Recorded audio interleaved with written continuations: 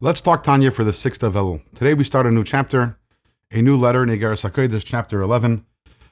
A very powerful letter, a somewhat famous letter. It's known as Lehaskil Chabina. That's the first words of the letter, which literally translates as to give you to understand wisdom.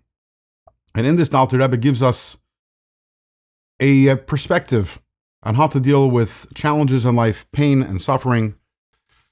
We don't know exactly why the Alter Rebbe wrote this letter. Was it addressed to a specific event or a specific person or community?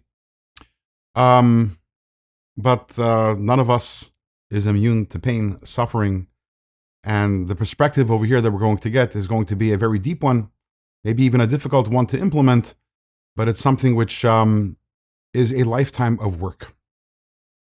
The Alter Rebbe is going to give us in this letter two big ideas. The first big idea takes us back to that which we spoke about at length earlier on in Tanya and Shar Yuchid V'Amunah, the idea of perpetual creation, that at every single moment, the world is being recreated, something from nothing.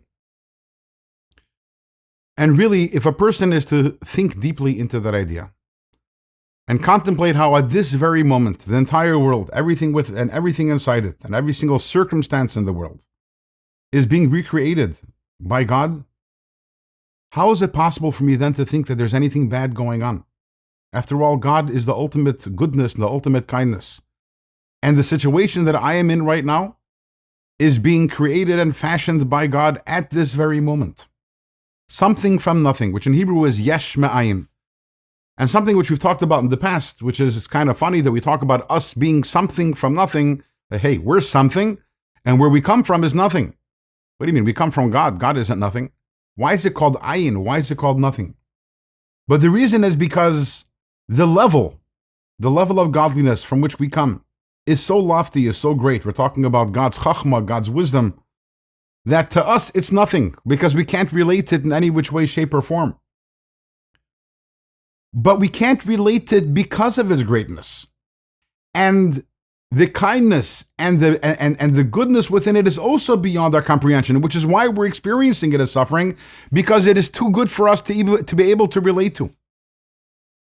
This goodness from which all the worlds come, it is the source of anything good that we experience in this world. In fact, it's even the source of the pleasures in Gan Eden and the world to come. All of it is sourced in this ayin, in this nothingness, which is the source of everything. You can only imagine how great and how good it is.